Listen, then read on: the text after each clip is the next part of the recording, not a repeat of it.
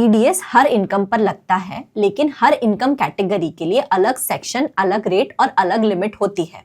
Salary, commission, professional fees, हर case में अलग rate और अलग लिमिट होता है। आज के इस वीडियो में हम देखेंगे फाइनेंशियल ईयर 2025 एंड 26 के टीडीएस रेट्स और लिमिट्स और जानेंगे कि आपके ऊपर कौन सा टीडीएस का रेट एप्लीकेबल है और आपको कौन से रूल्स ध्यान में रखना चाहिए। तो लेट्स गेट स्टार्टेड। सैलरी पर टीडीएस सेक्शन 192 के अंडर लगता है। इसकी कोई लिमिट नहीं है क्योंकि ये टीडीएस आपके इनकम टैक्स स्लैब के अकॉर्डिंग कैलकुलेट होता है एंड आपके इनकम टैक्स स्लैब के अकॉर्डिंग ही इस पर रेट्स लगते हैं। अगर आप ओल्ड टैक्स रिजीम ऑप्ट कर रहे हैं तो बेसिक एग्जम्पशन लिमिट 2.5 लाख से स्टार्ट होती है। न्यू टैक्स रिजीम में 3 लाख तक बेसिक एग्जम्पशन लिमिट थी फाइनेंशियल ईयर 2024-25 तक, जो कि अब बढ़ा के कर दी गई है 4 lakh for financial year 2025 and 26। But due to increase in rebate to ₹60,000 from previous 25,000, अब 12 लाख तक आपको कोई टैक्स नहीं लगेगा। इन सिंपल वर्ड्स, अगर आपने न्यू टैक्स रिजीम ऑप्ट करी है और आपकी इनकम 12 लाख तक है तो आपको कोई इनकम टैक्स नहीं लगेगा। एम्प्लॉयर हर महीने आपकी एस्टिमेटेड एनुअल इनकम कैलकुलेट करता है एंड इवेंचुअली उस रेट पर आपका टीडीएस डिडक्ट करता है, जो रेट हो सकता है 5%, 10%, 20% या 30% depending upon your income tax slab. अगर आपको बैंक, पोस्ट ऑफिस या एनबीएफसी से इंटरेस्ट मिल रहा है, जैसे इंटरेस्ट ऑन एफडी, तो आपका टीडीएस का रेट होगा 10% और ये डिडक्ट होगा अंडर सेक्शन 194A। इसकी थ्रेशोल्ड लिमिट है ₹50,000 for general public and ₹1 lakh for senior citizens. TDS तब डिडक्ट होता है जब आपकी थ्रेशोल्ड लिमिट क्रॉस हो जाए, फिर चाहे आपके मल्टीपल अकाउंट्स हो। रेंट पर भी टीडीएस लगता है, लेकिन डिपेंड करता है कि पेयर कौन है। पेयर अगर कोई बिजनेस है तो उसके ऊपर सेक्शन 194I एप्लीकेबल होगा और उसके रेट्स होंगे, अगर प्लांट एंड मशीनरी पर रेंट है तो रेट होगा 2% एंड अगर लैंड एंड बिल्डिंग का रेंट है तो उसका रेट होगा 10%। इसकी थ्रेशोल्ड लिमिट है ₹50,000 per month for financial year 2025-26। Previously ये लिमिट थी 2,40,000 पर एनम, जो अब चेंज होके हो गई है ₹50,000 पर मंथ। वहीं अगर पेयर इंडिविजुअल या एचएएफ है, नॉन ऑडिट केसेस वाले, तो उनके ऊपर सेक्शन 194I भी एप्लीकेबल होगा। इसके अंडर अगर आप मंथली रेंट का पेमेंट कर रहे हैं for more than 50,000 per month, तो आपके ऊपर टीडीएस एप्लीकेबल होगा एट द रेट ऑफ 2%। यहाँ पर टेनेंट को ही टीडीएस डिडक्ट करके पे करना होगा गवर्नमेंट को। अगर आप प्रोफेशनल सर्विसेज प्रोवाइड कर रहे हैं, जैसे doctor, CA, IT engineer, consultant etcetera, तो आपके ऊपर सेक्शन 194J एप्लीकेबल होगा। इसकी थ्रेशोल्ड लिमिट है ₹50,000 एंड इसके रेट्स है 10% for professional services, director remuneration and other royalties. वहीं इसके रेट है 2% for call centres, fees for technical services and royalty in case of cinematographic films. वहीं अगर बात की जाए कॉन्ट्रैक्ट या सब कॉन्ट्रैक्टर पेमेंट की, तो आपके ऊपर लगेगा सेक्शन 194C। इसकी थ्रेशोल्ड लिमिट है 30,000 फॉर सिंगल कॉन्ट्रैक्ट या फिर ₹1 लाख इन अ फाइनेंशियल ईयर। टीडीएस के रेट्स होंगे, अगर पेमेंट हो रहा है इंडिविजुअल या एचएएफ को तो टीडीएस कटेगा एट द रेट ऑफ 1%। वहीं पेमेंट अगर हो रहा है कंपनी या फर्म को तो टीडीएस कटेगा एट द रेट ऑफ 2%। इन सभी केसेस में आपको पैन देना मैंडेटरी है, नहीं तो टीडीएस का जो रेट है वो बढ़ के 20% हो जाएगा। अगर आप किसी को कमीशन या ब्रोकरेज दे रहे हो, जैसे कमीशन टू इंश्योरेंस एजेंट या फिर सेल्स एजेंट, तो आपके ऊपर सेक्शन 194H लगेगा।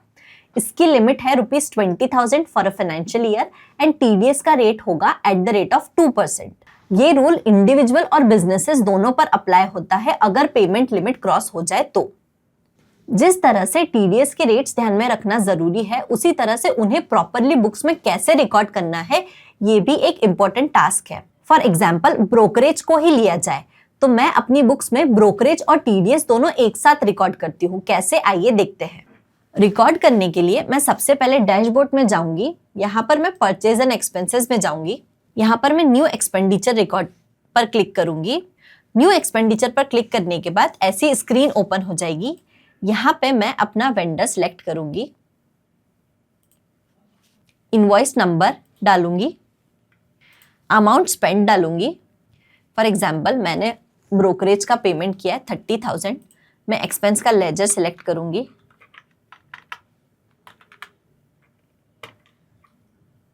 फॉर एग्जाम्पल मैंने कमीशन का पेमेंट किया है 30,000, मैं एक्सपेंस का लेजर सिलेक्ट करूंगी कमीशन।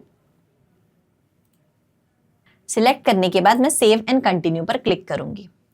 सेव एंड कंटिन्यू पर क्लिक करने के बाद मेरा एक्सपेंडिचर रिकॉर्ड हो जाएगा।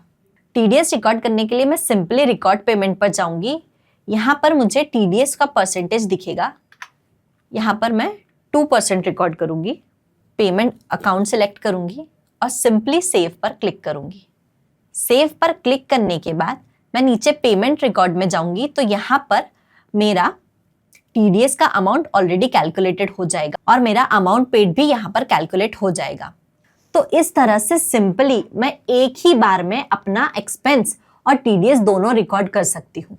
अगर आप भी इस सॉफ्टवेयर को यूज करना चाहते हैं तो डिस्क्रिप्शन में मैंने इसकी लिंक दी है। अगर आप कोई इमूवेबल प्रॉपर्टी परचेज करते हो अदर देन एग्रीकल्चरल लैंड जिसकी वर्थ 50 लाख से ज्यादा है तो आपका टीडीएस डिडक्ट होगा at the rate of 1% under section 194 IA।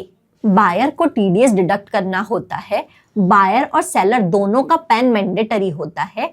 TDS deduct करने के बाद फॉर्म 26Q भी भरना होता है और टीडीएस डिडक्ट करने के 30 डेज के अंदर अंदर डिपॉजिट करना होता है गवर्नमेंट को। And TDS must be deposited with in 30 days of payment. और टीडीएस लगता है कंसिडरेशन या फिर स्टैम्प ड्यूटी वैल्यू जो भी ज्यादा हो उस पर। कंपनीज अगर डिविडेंड पे करती है ऑफ ₹10,000 या उससे ज्यादा इन अ फाइनेंशियल ईयर तो आपको एप्लीकेबल होगा सेक्शन 194 फॉर टीडीएस। इस पे टीडीएस डिडक्ट होगा एट द रेट ऑफ 10%। ये एप्लीकेबल है for both resident individuals and HUF and mutual funds के डिविडेंड पर भी सेम सेक्शन ही अप्लाई होगा। अगर आप लॉटरी, क्रॉसवर्ड, गेम शो या हॉर्स रेस जीतते हो तो टीडीएस लगता है। सेक्शन 194B अप्लाई होता है अगर आप लॉटरी, क्रॉसवर्ड या गेम शो जीतते हो। टीडीएस कटता है एट द रेट ऑफ 30% और आपकी थ्रेशोल्ड लिमिट होगी ₹10,000 फॉर सिंगल ट्रांजैक्शन। वहीं अगर आप हॉर्स रेस जीतते हो तो टीडीएस कटेगा अंडर सेक्शन 194BB जिसकी लिमिट होगी ₹10,000 for single transaction and TDS कटेगा एट द रेट ऑफ 30%। लेकिन अगर आप कोई ऑनलाइन गेमिंग शो जीतते हो तो आपके ऊपर एप्लीकेबल होगा सेक्शन 194BA और आपका टीडीएस कटेगा 30% से विदाउट एनी लिमिट। मतलब आप ₹100 जीतो या फिर 1 लाख, आपके ऊपर टीडीएस कटेगा eight the rate of 30% flat. ये टीडीएस डिडक्ट होता है आपकी प्राइज मनी मिलने से पहले एंड इसके ऊपर कोई बेसिक एग्जम्पशन या स्लैब रेट का बेनिफिट अप्लाई नहीं होता है। दोस्तों एक और इम्पोर्टेंट बात, अगर आप टीडीएस के पेमेंट के टाइम पे अपना पैन नहीं प्रोवाइड करते हो तो सेक्शन 206AA एक्टिवेट हो जाता है। मतलब आपका पैन कटेगा नॉर्मल रेट या 20% विच एवर इज हायर उस रेट पर। मतलब अगर आपका एफडी इंटरेस्ट पर टीडीएस कट रहा है 10% लेकिन आपने अपना पैन प्रोवाइड नहीं किया तो आपका टीडीएस कटेगा एट द रेट ऑफ 20%। इसलिए हमेशा अपना पैन प्रोवाइड करें, ये बहुत ही मैंडेटरी है। एक और इम्पोर्टेंट सेक्शन इंट्रोड्यूस हुआ है फ्रॉम 1 अप्रैल 2025 से जो है सेक्शन 194T। मतलब अब पार्टनर्स रेम्यूनरेशन पर भी टीडीएस डिडक्ट होगा एट द रेट ऑफ 10%। तो दोस्तों ये था हमारा discussion related to TDS rates applicable in India for financial year 2025 and 26 जहां पर हर इनकम के लिए अलग रेट, अलग सेक्शन और अलग लिमिट है। अगर आपका इस टॉपिक से रिलेटेड कोई क्वेश्चन है या आप कोई सजेशन देना चाहते हैं तो हमें कमेंट में बताएं। Thank you.